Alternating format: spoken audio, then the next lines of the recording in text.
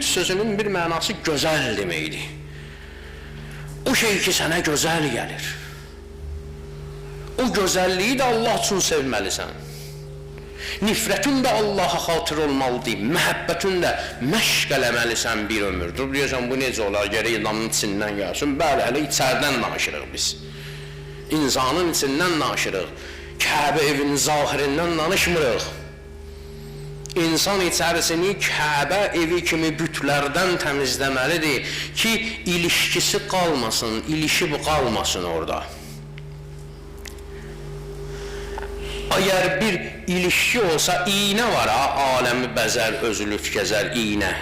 İynənin bağlaca çıxın, hərdən bıraq iynələr olur ha, onu tollayırlar, da yaramır işə. Niyə? Tikəndə neyniyər? Parçanı cırar. Çünki bıraktı da orada bir ilişmək var.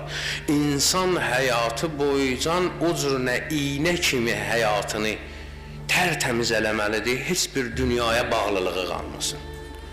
Oturub fikirləşməlidir ki, birdən Allah əmr eləsə ki, filan sevdiyi mənim üçün tərk elə. Eləyərəm, eləmərəm.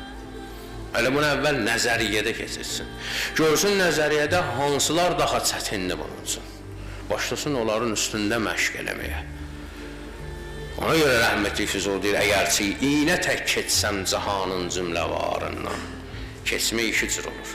Bir var aradan keçirsən belə, bir var əl çəkib keçirsən. İynə ikisini də eləyir. İlişib qalsa demək əl çəkə bilmir. Ona görə ilişmir, şumaldı keçir. Və bir də parçanın o iplərin arasından keçmək məsələsi. Əgərçi iynə tək keçsəm cahanın cümləvarından, hənuz ardımcadır qeydi təalluq zülfü tarından. Dalımcan bir dənə yenə qara ip gəlir. İynənin dalıycan ip gəlir.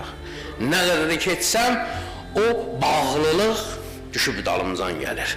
İnsan gərək tamamilə bunlardan qırılsın ki, əmin-aman bir yerə girsin. Bir qalaya daxil olsun ki, o qalada əmin vəziyyətdə